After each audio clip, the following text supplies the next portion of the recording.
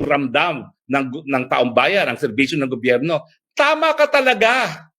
Kasi sangkatutak na ayudang pinamimigay mo, merong akap, merong tupad, merong AIX, ginagamit lang naman yan at kinukurakot ng mga politiko na mga kaalyado mo. At wag mong sabihin hindi mo alam yan na hindi nakakarating sa taong bayan yan. Talaga namang binibili mo ang loyalty ng mga kongresista. Anong sabi ni Toby Tiangco?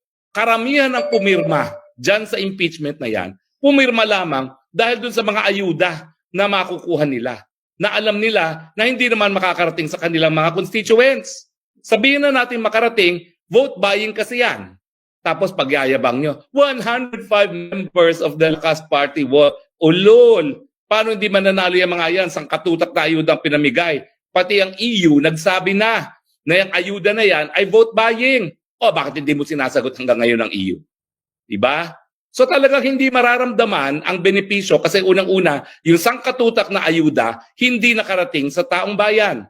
Kinurakot ng iyong mga kaalyado. O, the buck stops with you. Dahil kung ikaw naman, sinampulan mo yan, ang dami-dami nang nare-report na insidente na kinukupitan yung bayan